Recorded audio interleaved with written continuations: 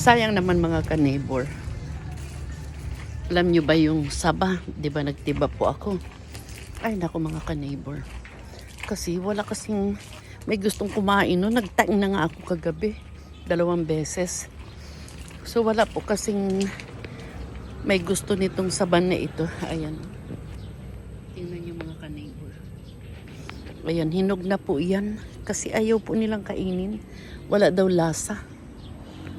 So, sayang man din mga ka-neighbor. So, wala po ako magagawa dahil ayaw naman nila. Nagluto po ako ng minatamis. Nagluto din ako ng kalamay. Yung harina po.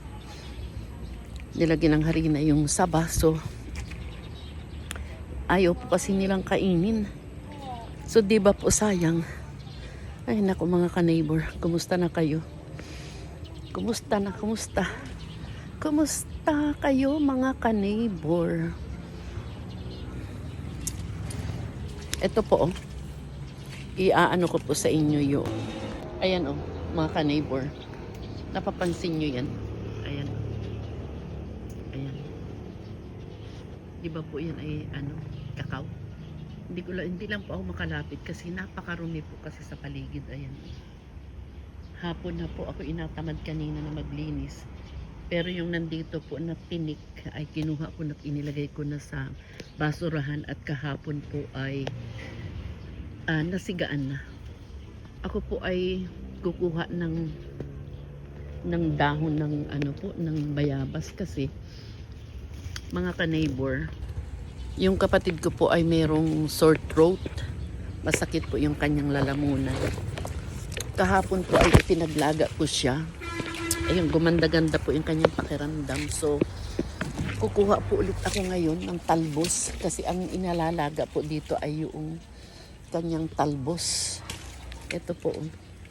So, yan. So, ito po, kumukuha ako ng talbos para mailaga at maipamumog ko po sa kanya mamayang gabi.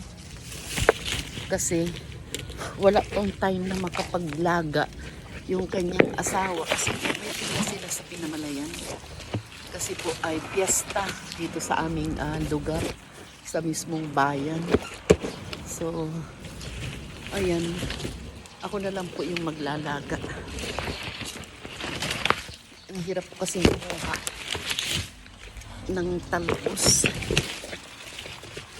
medyo mataas-taas po kasi. Ayan.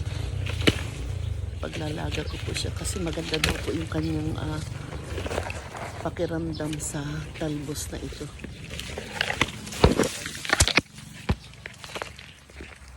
Andito po ako sa likod ng gym. Ito po yung nagagawa ng aking anak. Yung gym po. So ayan, pwede na po ito kasi mumumog lang niya. Pag nakaisang baso po siya ay okay na po. So bukas po ulit ay kukuha po ulit ako ng talbos ng bayabas para maglaga po ulit sa umaga. Ayan. Malalaki na po yung sisiw. Ayan po. Magastos laang po sa pagkain ang pag-aalaga ng sisiw. So ayan po yung 2 tandang. Wala po siyang itlog ngayon. Siya po ay pagka kinukuha yung kanyang itlog, nagapantuka po. Ang sakit po nga ni sa kamay. Natuka po ako nung isang araw nung kinuha ko po yung isang itlog. So ayan, dito po yung nagsiga po kahapon yung manugang ko. So yung kinuha kong basura na matitinik ay inilagay ko na dito. Kaya siya ay sunog na. Ayan. Tapos kaninang umaga din po ako'y kumuha ng bunga ng aratilis. Kasi po maganda rin sa katawan yan. Ayan po. Kaya lang po itong aratilis ay mauud. Mauud po yan. Kaya yung iba po ay ayaw magtanim niyan. Kaya lang po ayan po ay dala ng ibon. Dala po yan ng ibon mga ka-neighbor. So Kasi ang ibon po'y mahilig ng tuka-tuka. Minsan ay sa ating likod bahay. Kaya po marami mga nasibol na mga sabihin mo ay hindi ko naman tanim yan pero may mga tanim naman. So ayun po, yan ay dala ng ibon. Kaya maraming mga halaman na natubo sa ating likod bahay. So hapon na naman po. Hapon na naman. Harinawa ay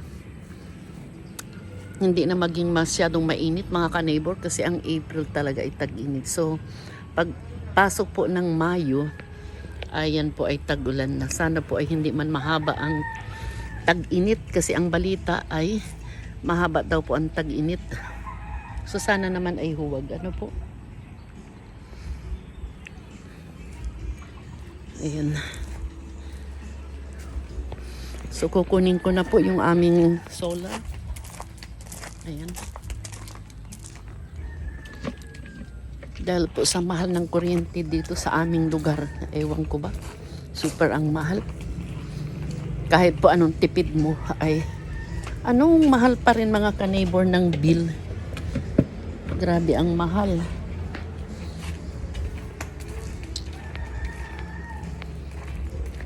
May luma po kaming solar. Ayan.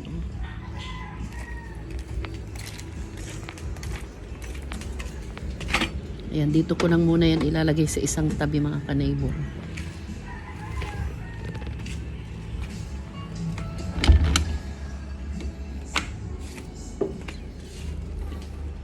Ayan.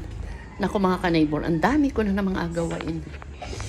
Tingnan nyo naman ang aming kusina. Tagtag ng mga marumi. Ayan. Dahil sabi ko nga po, anong hirap dito maghugas kapag lunch time. Kaya pag hapon po, ayun. Yun po yung time na nakakapaghugas dito. So, ang gagawin po ni ka-neighbor ngayon na ay maghugas ng mga hugasin po dito sa lababo. So, bye-bye po muna mga ka-neighbor. At maghuhugas muna ng mga pinggan dito sa lababo. So yun lamang po, and muli maraming salamat sa mga nag-views at nag-follow sa aking page. Yung hindi pa po nakakapag-follow, i-follow nyo po si Madam Ellen CDW, ang inyong ka-neighbor. Bye-bye po and God bless sa inyong lahat.